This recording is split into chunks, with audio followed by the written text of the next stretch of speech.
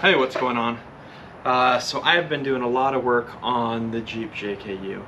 I've been chasing a lot of gremlins. We had some P0300 misfire errors, evap leak errors, all sorts of stuff. I was driving it around a couple weeks ago and I was just coming up a hill by the house, not very fast, and it just completely flattened out. It just bogged down. Had to turn around, limped it home, barely got it up the driveway. It just was absolutely falling flat on its face, and I have been trying to chase demons ever since. So as I've been chasing things, I've changed plugs, wires, coil. I have changed the evap sensor on the evap canister, trying to fix that. And then as I was digging around, I had one of the inner fenders off on the passenger side front, and it was hissing. It was hissing pretty good. And so I got in there, I took off the header, huge crack, a big old inch crack in the header. So I changed that button to back up, and it just absolutely choked out. So what I did was I looked down the tube into the cat, and instead of having the honeycomb at the top of the cat, like you looked down and there was just a ball the size of a baseball that had just been rattling around, and I guess I would assume all the different particulates from that, as it broke itself down, went and clogged the second cat that's in the passenger side. Absolutely died. So I got her halfway around the block after I changed out the header just to check it, because it acted like it was running better. No hiss on the passenger side. Halfway around the block, just absolutely died. It had zero power, which I think that catalytic converter material had gone over the exhaust hole and just totally set on top of it and plugged it up. So today what we're gonna do is, I got a MagnaFlow catalytic converter system. It is right here. It is the direct fit. That should just go right in. So we're gonna pop this open, and I am going to basically just do a quick run through of pulling the old cat out. It's completely welded. It's kind of a big Y shape. It goes from down one side and down the other, and then it meets, and down the passenger or the driver's side it connects into the exhaust. And so I'm probably gonna have to cut it in half, basically like this system is. So right there, that's the Y coming off the passenger side. That goes all the way up to basically the manifold. And then here is the other piece that's coming off the driver's side.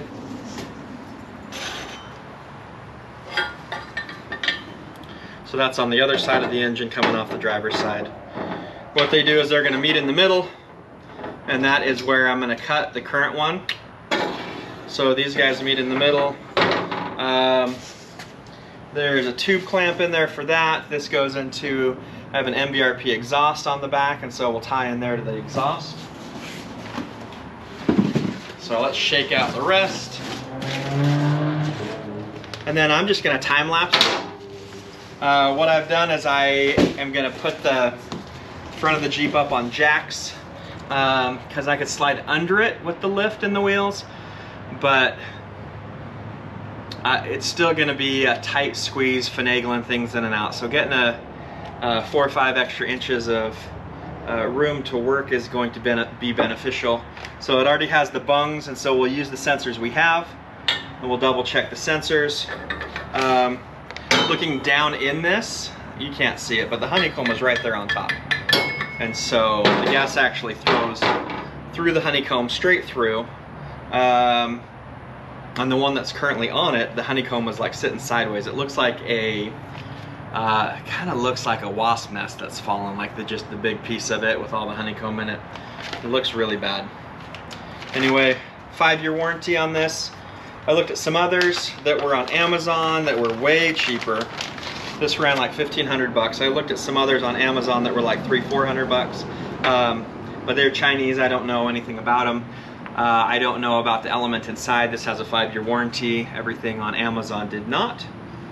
So we're just really gonna go from there. I'm gonna get underneath, jack it up, get underneath, cut the current system in half with a Sawzall, and we will go from there. All right.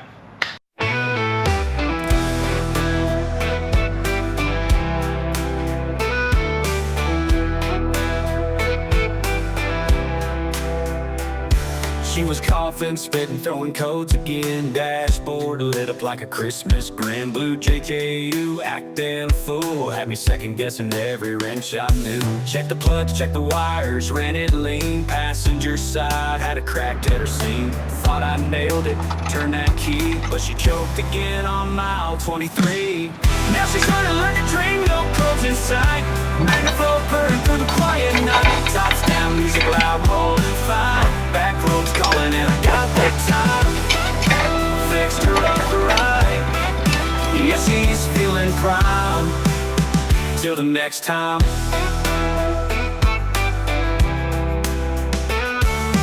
Pulled the pipe, took a look at the flow. Found the cap blown out and the guts all broke. Plugged up tight, no breathing room. Like trying to sing through a busted tune. Ran down to AutoZone, they had. Alright, I don't want to be one of those guys that's like, oh, the battery died, but the battery died right as I was underneath working on the cats.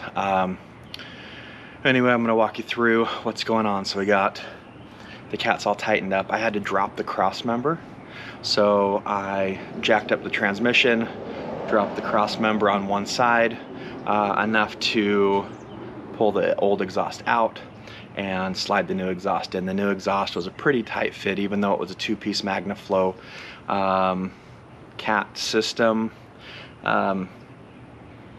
It just took a bit to get it in.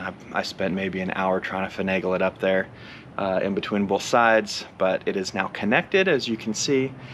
We used the old O2 sensors. I locked everything up, tightened everything down, and went ahead and took it for a test drive.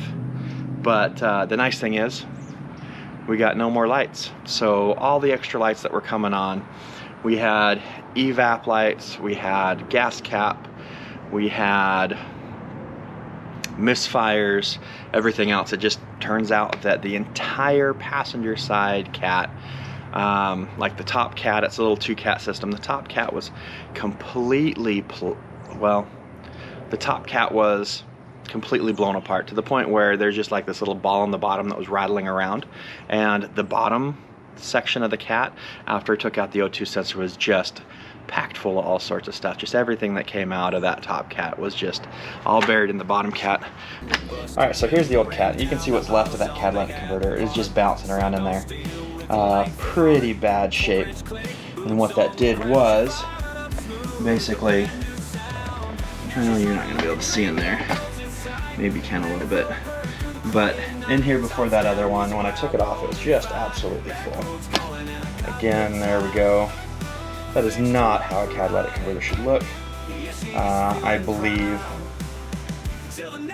that led to some misfire issues, which made that advance in its state like super fast.